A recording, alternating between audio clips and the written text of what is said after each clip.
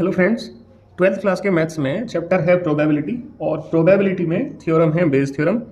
इस Bayes theorem से 4 number का क्वेश्चन जरूर आएगा एग्जाम के अंदर। ठीक है, आप श्योर हैं, 100% श्योर रहना कि 4 नंबर का एक क्वेश्चन जरूर आएगा।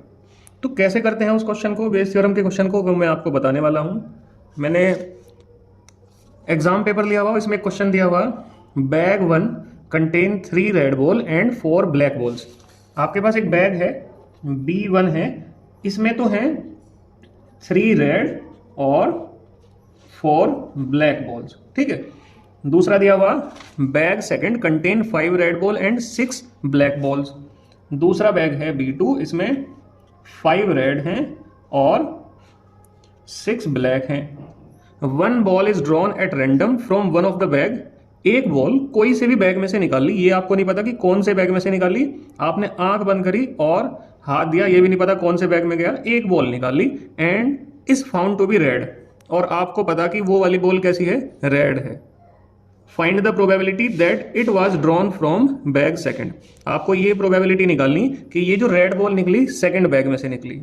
तो आपको गिवन क्या है, गिवन है कि ड्रॉन बॉल जो है, ड्रॉन बॉल इज रेड, ये गिवन है। तो आपने इसे इवेंट मान लिया, सॉल्यूशन करेंगे। ध्यान रखना कि आप जब इवेंट मानते हैं तो इस तरह से कि भाई E1 जो इवेंट है कि बैग 1 में से बॉल निकली, event that ball drawn from B1। E2 आपने इवेंट बनाई, that ball drawn from B2। और A आपको पता है कि ड्रॉन बॉल इज रेड, ये आपको पता। आपको क्या निकालना, टू फाइंड करना E2 की प्रोबेबिलिटी निकालनी, क्योंकि दूसरे बैग में से बॉल आने की प्रोबेबिलिटी निकालनी, तो PE2 बाई A आपको फाइंड करना। ठीक है, बेस थ्योरम कैसे लगेगी, देखो PE2 कैसे निकलेगा, ये निकलेगा PE2 by A is equal to, पहले तो आपको यही पता होनी चाहिए कि PE2 की प्रोबेबिलिटी मतलब दूसरा बैग आने की प्रोबेबिलिटी कितनी है, और फिर दूसरे बैग के अंदर A आने की प्रोबेबिलिटी कितनी है, ये आपको पता होना चाहिए। और इसी तरह से फिर E1 मतलब पहला बैग आने की प्रोबेबिलिटी कितनी, और पहले बैग में रेड बॉल आने की प्रोबेबिलिटी कितनी, इसी तरह से जोड़ देंगे PE2 और PA बाई E2। ठीक है, जिसकी प्रोबेबिलिटी निकालनी वो वाला केस आप ऊपर रखेंगे, और ऐसे ऐसे जितने भी, भाई पहले बैग से भी निकल सकती थी, दूसरे बैग से भी निकल सकती थी, ऐसे ऐसे जितने केस बनेंगे उनकी प्रोबेबिलिटी हम नीचे रखेंगे टोटल। आप इस फॉर्मूले को एक बार फिर समझो ध्यान से। ये जो अपोन में लिखा हुआ, ये कंडीशनल प्रोबेबिलिटी का सिंबल है। जो अपोन में लिखा हुआ वो आपको पहले से ही पता, ऊपर वाले की प्रोबेबिलिटी निकालनी, मतलब आपको E2 की प्रोबेबिलिटी निकालनी जब आपको A पहले से ही पता कि ये तो हुआ, इसे हम कंडीशनल प्रोबेबिलिटी भी बोलते हैं। E2 मतलब सेकंड बैग के होने की प्रोबेबिलिटी निकालनी जब बॉल कैसी है, रेड है। यही आपको ऊपर लिखना, मतलब दूसरे बैग से ही रिलेटेड जो कंटेंट है वो ऊपर लिखा जाएगा।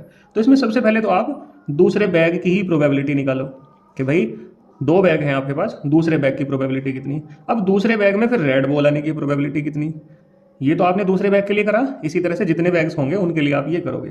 जैसे पहले बैग के लिए, दूसरे बैग के लिए, अगर तीसरा कोई होता है तो फिर तीसरे के लिए ऐसे ही करते। अब इस क्वेश्चन को करेंगे कैसे, देखते हैं। अब ये निकालेंगे कैसे हम, तो पहले तो हमें निकालना PE1।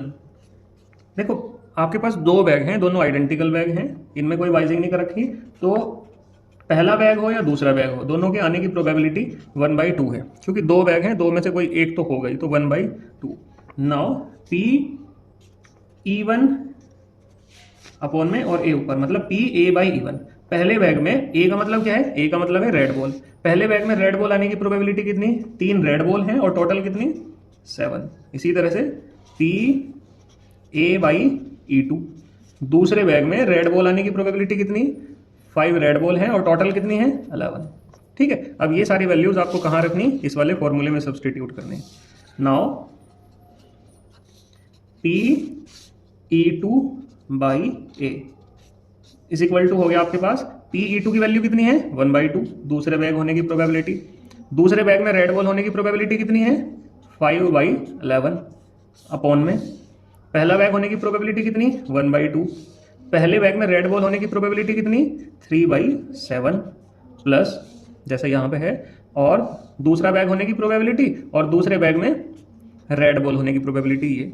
ठीक है, अब क्या करेंगे हम 1/2 कॉमन ले लेंगे नीचे से और ऊपर वाला काट देंगे, तो ये बन जाएगा 5/11 और 3/7 प्लस 5/11। ये फालतू की कैलकुलेशन से बचो क्योंकि कैलकुलेशन टाइम बहुत ज़्यादा यूटिलाइज करती हैं। तो 5/11, अब एलसीएम ले लो, इसकी इधर मल्टीप्लाई इसकी इधर मल्टीप्लाई, तो 33 प्लस 35 और नीचे वालों की आपस में मल्टीप्लाई 11, ये कट के 7 आ गया। अब ये 7 ऊपर पहुंच जाएगा तो 35 और इन्हें जोड़ के आ जाएगा 68। तो ये इसका आंसर होगा। इस तरह से आप बेस थ्योरम को अप्लाई कर सकते हैं। तो ध्यान रखना इस तरह के आपको इस तरह के क्वेश्चन मिल सकते हैं एग्जाम में, वो आप सोल्व कर लेंगे।